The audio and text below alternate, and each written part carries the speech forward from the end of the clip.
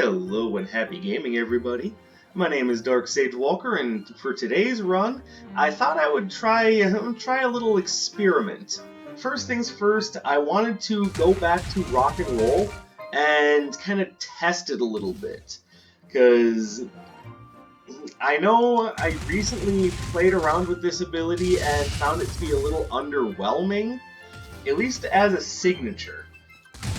Maybe it does a better job just as a regular old standard spell, maybe? Who knows? So we're gonna give that a roll, because it does seem like it does a good job at just halting enemies' forward movement, getting them caught up in a bottleneck. It seems like it does a really good job there. Then we've also got Air Spinner and Tracer Barrage, just to make things a little bit easier. Hello, Discord. Then, just to see how exactly it alters my DPS, I'm starting with the Fiery Paintbrush. Now, I could mathematically figure this out by going, okay, so 19% of my attacks are going to be doing double damage, but then you'd have to factor in how many... It's complicated mathematics, but I could do that to get a pretty decent idea of what sort of DPS upgrade you're looking at. The answer to that would probably be about a rough 9 to 10% increase in your DPS overall speaking, but it's a little much. Would I like to start in the Sky Palace? I'm gonna say no. So instead, we'll be starting with Zeal. Hey, we're doing a run with the original 3. Huh. All right, old school represent.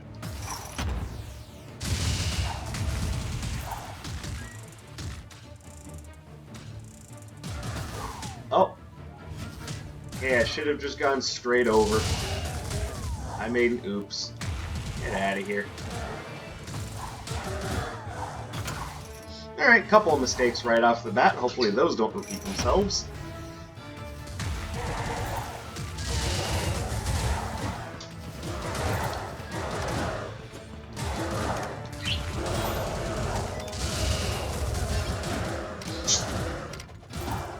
So, strange as it is, the rock and roll spell more or less occupies the same sort of space as the Prickly Ballet, in that it's a low damage, rapid hitting spell that's primary use is just blocking off pathways to your enemies.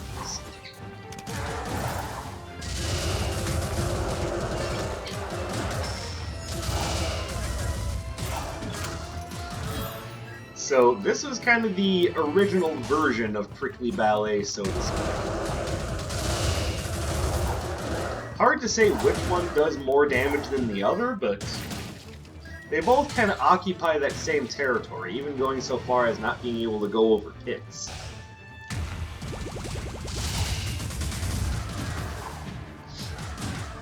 And it was also one of my original favorite spells, just because I love the aesthetic. I mean, how cool is that? Just a group of buzzsaws made out of stone that you just send out to just shred things in front of you.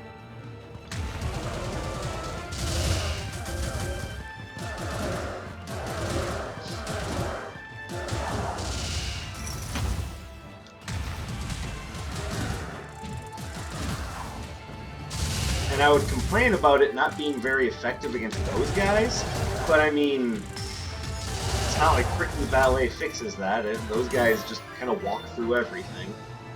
I mean, I find it hard to turn down just a free critical hit boost. Oh hey, and speaking of Prickly Ballet, but I don't necessarily want that. I want to stick with what I have, but I would be hard-pressed to turn down Twin Turbines.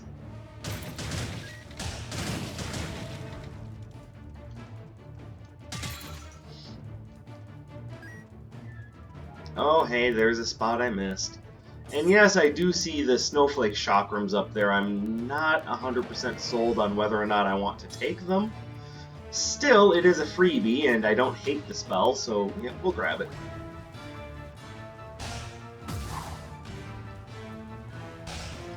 After all, it is water-based, and we are in Zeal's Forge. No reason why we can't make good use of it.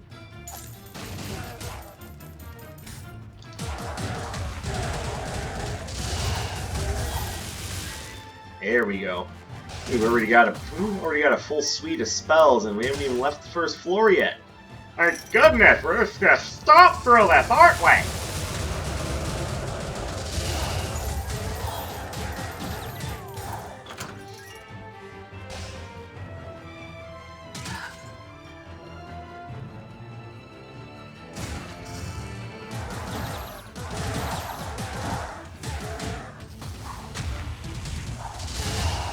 So, how's everyone feeling about the next gen consoles coming out? Everyone excited? Everyone looking forward to the big ol' upgrade that's coming? Personally, I'm a little hesitant about it. And I can already see some of the industry bullshit creeping in, as it tends to do every goddamn time a new console generation comes around. And this console generation changeover is certainly no different. I meant to go in the blue one, I don't know what I was thinking. Oh yeah, I wasn't, because I was in the middle of another conversation. So, as per usual, we've got the usual console war bullshit heating up between Microsoft and Sony about, oh no, this one's more powerful, this one's more powerful, you can do so much on this one. Honestly, does it really matter at this point? They're gonna say the buzzwords that get people all excited just so that they can continue, just so that they can drive home their profits. And yes, I know that it's common for platform holders to sell their consoles at a loss. That's not even what I'm talking about. Because we all know that's not where they're going to be getting the chunk of their profits from.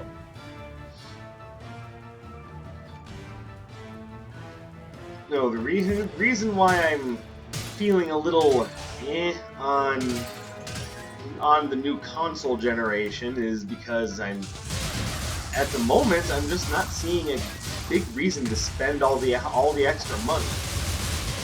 If anything, I'll upgrade my PC. That to me makes sense because hey, I already have that. I don't need to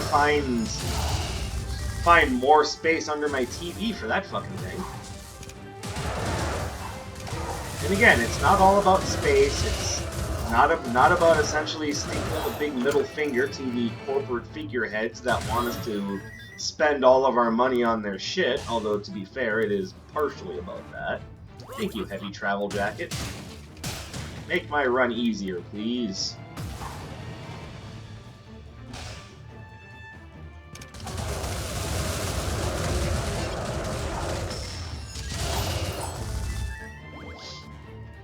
No, what I'm seeing is the old corporate machine doing what it does best. Getting people super excited for something rather vague and nebulous. And all it's gonna do is continue to perpetuate the cycle that AAA gaming has been doing for years already. They want us to be all hyped up for next-gen graphics and everything to be so much better. But the fact of the matter is, graphics don't exactly make the games. I mean, we've got games that look as good as things as like. I mean, I talk shit about The Last of Us 2, but yeah, it looks pretty good. I can think of other games that look better. Horizon Zero Dawn comes to mind, although even that game can't escape the ever-present ring of shitty PC port. Which I would stress to anyone thinking about the Horizon Zero Dawn PC port. None of the problems that I've been reading about are deal breakers, just things that you have to really keep in mind when you go to purchase. Because yeah, frame rate stutters and graphical pop-ins and issues with ultra widescreen support. These are things that should have been handled 2 or 3 years ago. This is nothing that we should still be having issues with today. And especially considering that for a game that I'm not interested in, Death Stranding did it so much better, and it's a little disappointing, just to say the least. But it again makes me think that a lot of the really interesting games coming out, even as far as the next console cycle are concerned, are going to continue to be indie games because they're not being constrained by the need to continue to meet quarterly profits and earnings margins. They can just make fucking games and sell fucking games. Hey, big fucking surprise, that's what I'm interested in.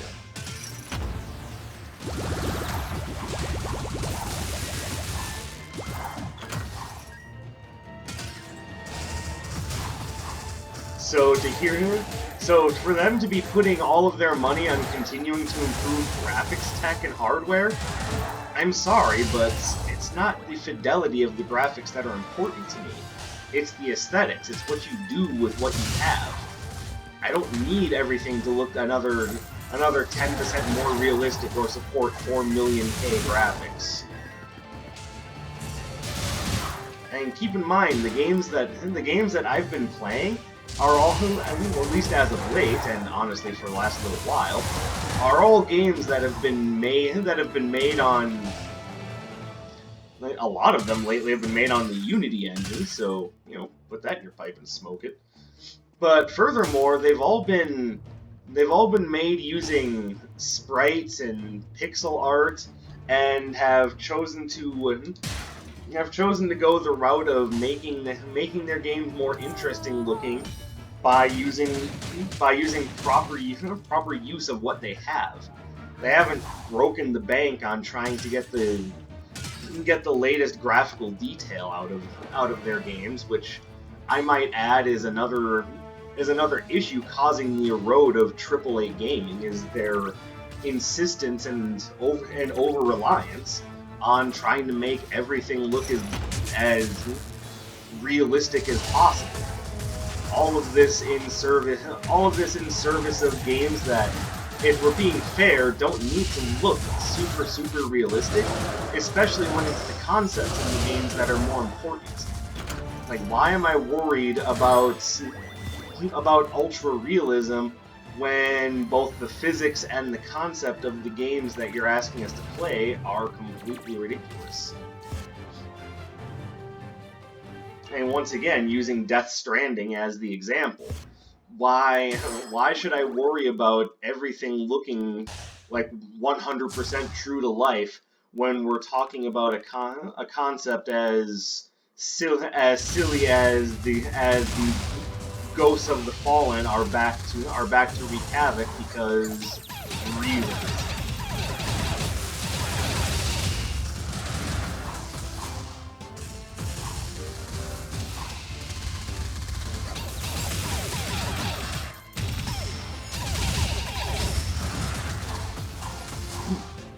And you get what I'm saying, is the boom for continuing graphical fidelity in hardware is basically unsustainable growth when what we need are games with more character. We need games with more engaging concepts and more interesting characters, better writing. The latest graphics tech isn't necessarily what makes a game exciting.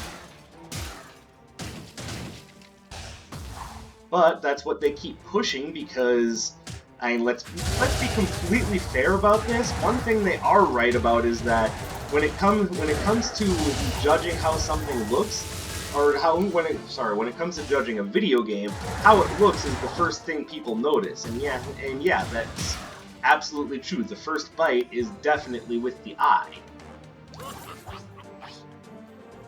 That I can't argue.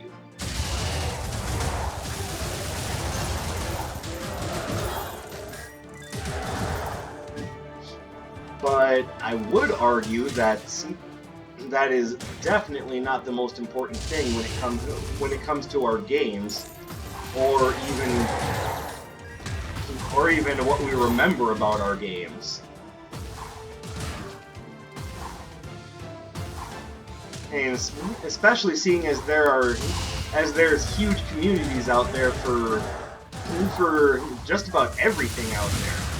The speedrunning community for most games alone is enough to dwarf people's conceptions about what games should be remembered, which games should be forgotten, and which ones are the ones we should be devoting our time to.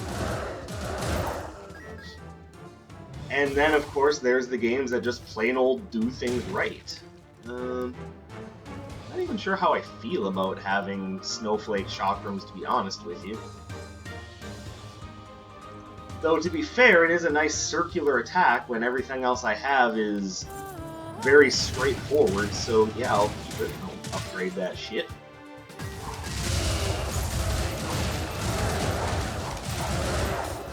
There, it's a much better spell now that it kind of cycles out and then cycles back in. So, thank you, Snowflake Chakrams. You are doing the Lord's work.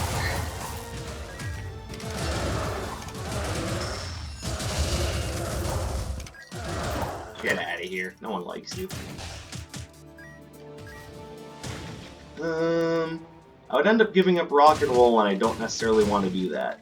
Like I said, part of the reason why I'm doing this is to see if maybe the spell has more use and a bit of redemption outside of being a signature. Because as a signature, it's very underwhelming, but as a standard, is it better? Right now, the answer is definitely, yeah, I think it definitely fares better as a standard. It has an overwhelming boost when cast as a signature. Oh, nice.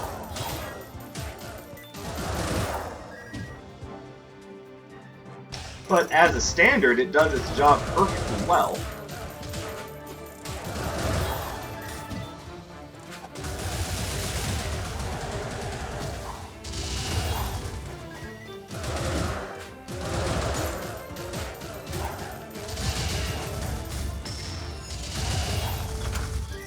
And that I can appreciate. Sorry, I wanted to make sure I got rid of those guys so I didn't suffer from being poisoned for the next 45 million years.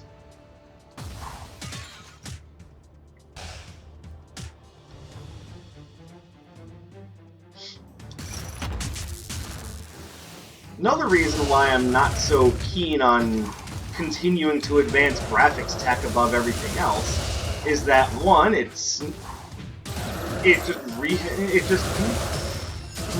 continues to shunt actual creativity in game design further and further down.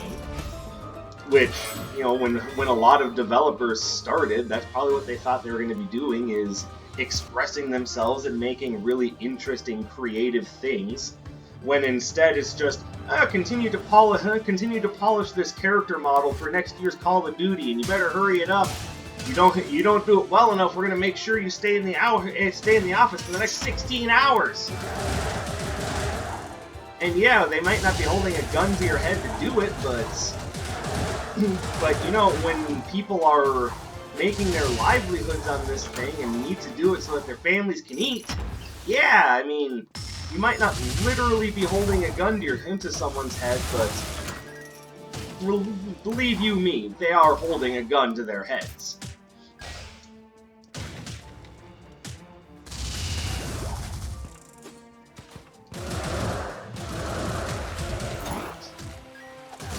The continuing argument being, I will gladly take that, thank you. I appreciate having Assassin's Blade drop at the fingertips. Whoop! The continuing argument being that, you know, this is what we need in order to make games better. Hello, Dynamic Disarray. You know what? Yeah, I think I will take that over both Thundering Chain and Twin Turbines.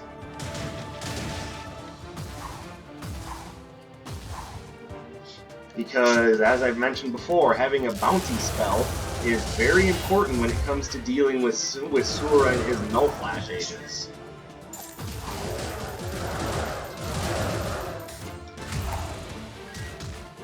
Also, I'm surprised I haven't found the upgrade for that yet. It's like, is there a reason why it hasn't shown up outside of Iris just hates me?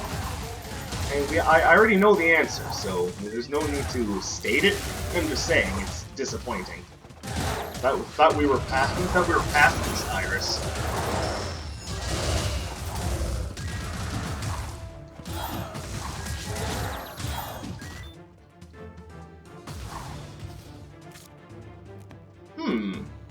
Even further increase of critical hit ratios? Why, yes, that does sound fantastic.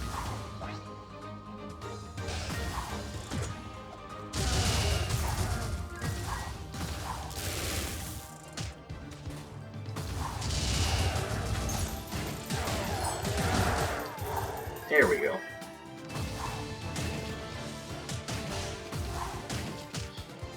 Now, you can argue that crunch is just a reality of the industry, and yeah, it's kind of become that way, but I don't think it was ever supposed to be, and indeed, I don't think it really should have been, all things considered.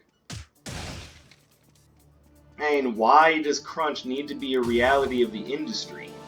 Is there a reason why every game needs to have such an incredible amount of polish when indeed the visuals are the only thing getting that level of polish? And again, that is to be taken a little bit as hyperbole, because I know there are some games out there that are lovingly coded, programmed, put together, and that really show a level of commitment and care to a creative idea. But most of them at this point, are just cynical cash grabs designed to milk money from people. All it takes is just a quick look at EA's release schedule to understand that. Give me this, thank you.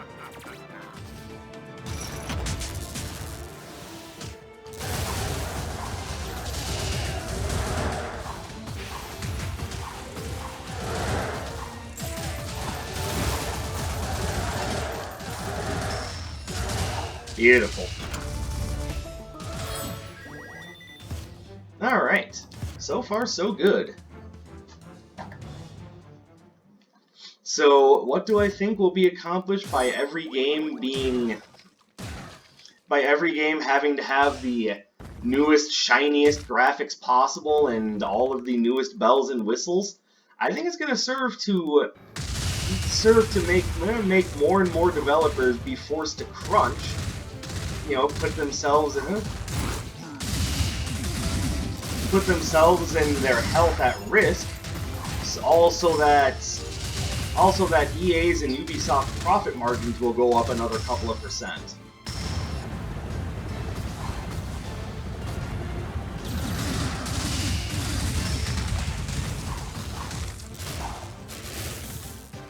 So no, I'm not exactly excited for the next console generation, because I know all it's going to bring with it is more of the same. Just more wheat for the mill, more stone for the grind. And I don't necessarily think that the games that are going to come out on it are going to necessarily look that much better.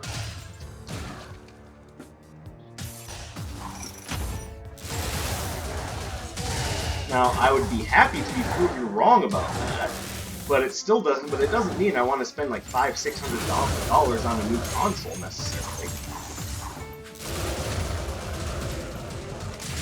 Which that is kind of the price point that we're currently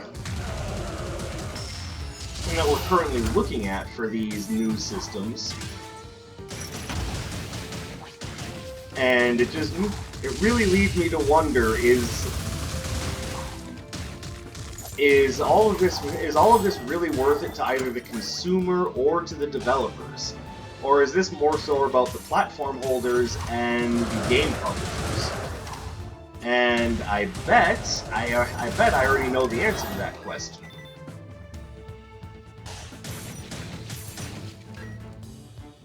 And if you want some evidence as to which direction that answer leans, we turn to our friends at Remedy Entertainment And by the way, I could probably produce an entire video about this, but it turned, but you know, I was already doing this. I figured, all right, this seems like a good place to talk about what's on my mind right now.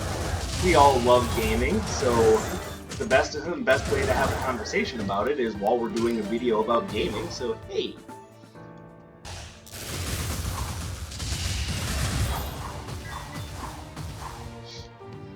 So last year they released a game called Control, which, to be fair, looks pretty ballin'.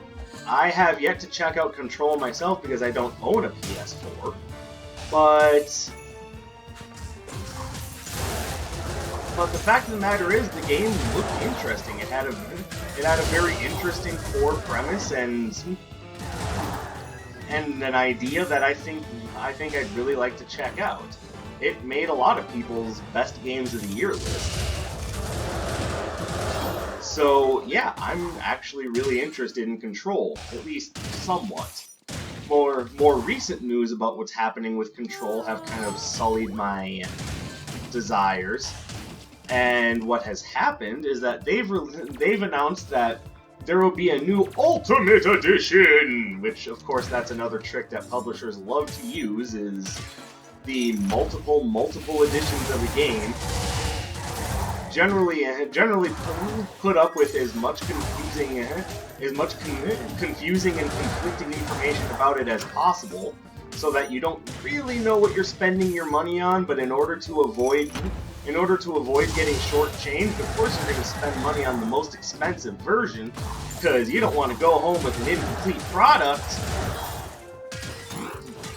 I'd like you all to keep in mind that most of these things that they're trying to sell you on to get you to buy the most expensive version and the super ultra bestest version possible under this sun or any other is stuff that was already in the game that they siphoned out for sake of an Ultimate Edition.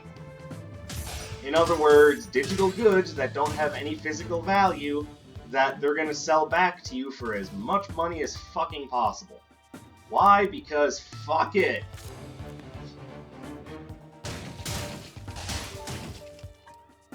Family seal, thank you.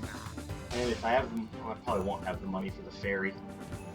I've been letting myself down by not taking the ferries with me. What is wrong with me?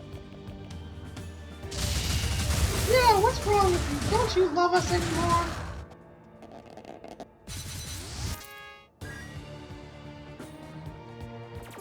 Look, it's not that I don't. It's that I've been trying to keep it.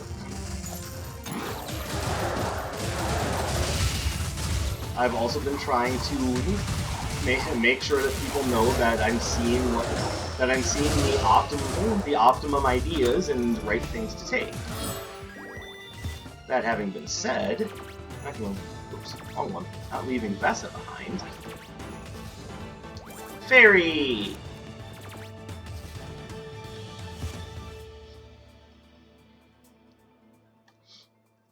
So anyway, getting back to what I was saying about Control. So, of course, the game was released right on the edge of the new console's release. So people were of course interested in is it going to receive any kind of an upgrade for the new systems coming out? And it is. It's receiving a free upgrade to the new console's versions, but not for people who already own the game. It's only available to you if you buy their new super ultra bestest gold-plated platinum edition, otherwise known as the Control Ultimate Edition, which of course we've seen that game publishers, they don't know so much about actual definitions of words and grammar, because they'll bandy about the word ultimate, but then release other editions that are even better, so to speak, that have more stuff in them. You know, their super ultra mega bestest mega ultimate arcade champion edition version. I'm good.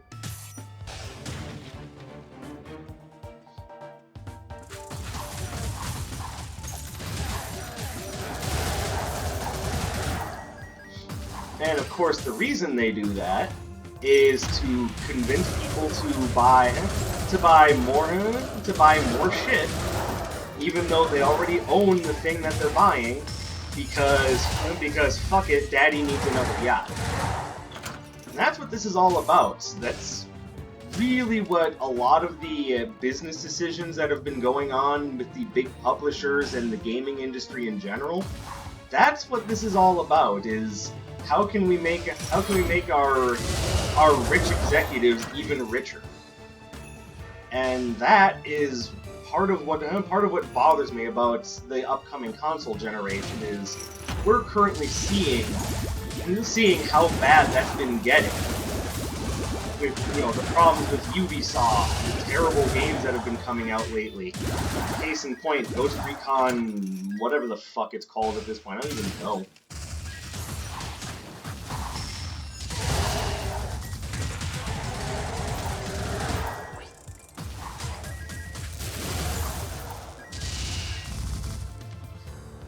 I know it's supposedly a Tom Clancy game, which, that's interesting to think, considering that Tom Clancy's been dead for how long now? Man's still making games. Whew! This is one hell of a developer. Man, how bad does the economy have to be where you're dead and you're still having to show up for work every day?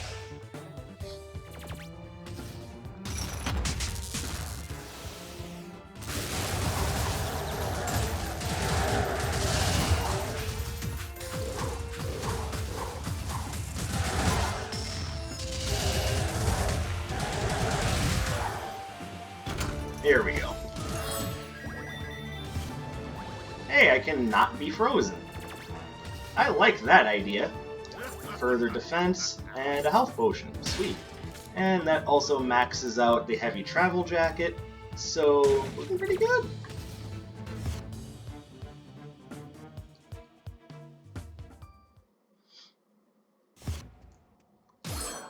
And trust me, for as much as I love gaming, for as much fun as I have doing this content for you guys and just getting to have fun with my favorite hobby, it is difficult to continue to be excited about things happening within my favorite hobby when the industry surrounding it has just become so scummy.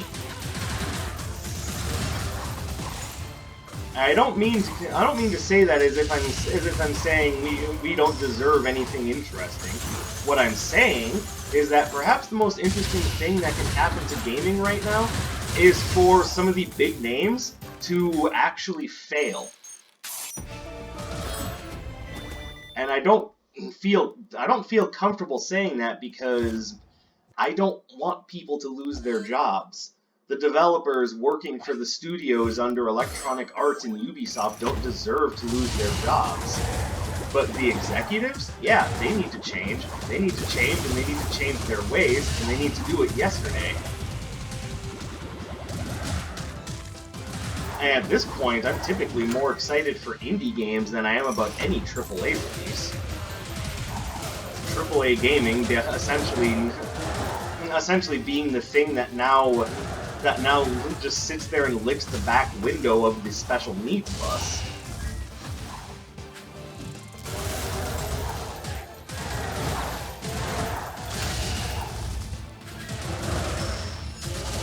I mean, how many more times do we need to see a big budget game released that prominently features day one DLC, microtransactions, and more silly bullshit than you can shake a stick at before we go, yeah, I don't think so.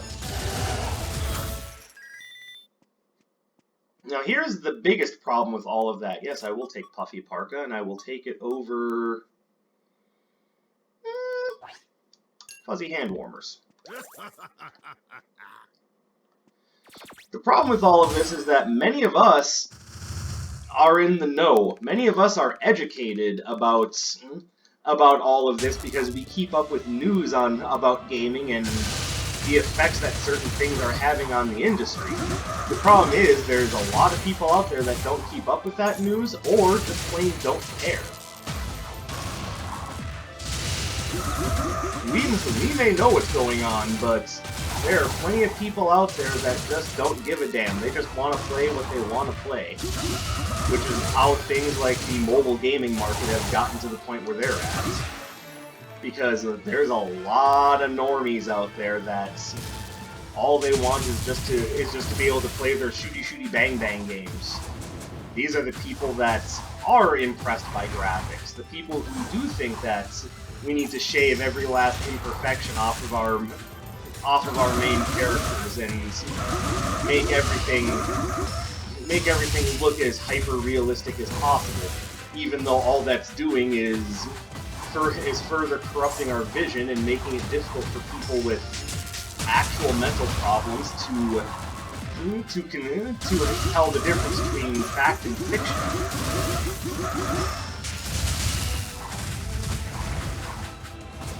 And we can see that breakdown when we start looking at some of the things that have been happening in the world around us. That was a fast victory. And none of this, by the way, is meant in any way to disparage you or me or those of us who just come together because we love a hobby and we like doing what we like doing. No, it's meant to continue to shine a light on the actual problems that exist in the industry. So no, I'm not looking forward to the next console generation because it's just going to be more excuses for people for them to make people buy the same things they've already been buying, for them to continue to push special editions, for them to continue to push microtransactions. And unless we, the public, step up, and again, I don't mean those of us who are already in the know and already ignoring EA games and Ubisoft games and their trash. This is about getting the people who don't think that this affects them to step up and open their eyes. And I know I'm starting to sound a little bit like Jim Sterling right now, so I'm just going to stop there. As for the run itself, I had a lot of fun with it. I do think that rock and roll is much better as a signature, but I definitely think it's also outclassed by Prickly Ballet. But that's in one very important area, and that is, of course, in area denial. Prickly Ballet just does a better job with area denial. But again, I can't argue with the aesthetic of rock and roll. It's just such a cool spell. Oh my goodness. But I think that about wraps things up for today. Oh, Fiery Paintbrush. I almost forgot. Yeah, it's a reasonable damage upgrade for you to take right away, especially if you've unlocked all of the fire arcana. Though I think what really made this run pop was the moment I picked up the Crimson Clover. That plus the Assassin's Blade really drove this run over the edge. The Fiery Paintbrush just helped. So make of that what you will, but I think as far as damage upgrades are concerned, Fiery Paintbrush is among one of the better ones. I do think that you lose a little bit when it's not every attack getting boosted, but at the same time, when it boosts nicely. I don't know, make of that what you will. I think Fiery Paintbrush is generally worth taking. Not sure if it's worth starting with, but, at this point we're talking apples and oranges, so I'm actually going to stop now, so thank you guys very much for watching. Thank you for putting up with my rambling. Drop me a comment. Let me know what you think on my Discord. I'll have links to my social media in the description as per usual. And I thank you all so very much for spending some of your hard-earned time with me. I really do appreciate it. Drop me a like, leave me a comment, and I will see you guys in the next one. My name is Dark Sage Walker, and I will be seeing you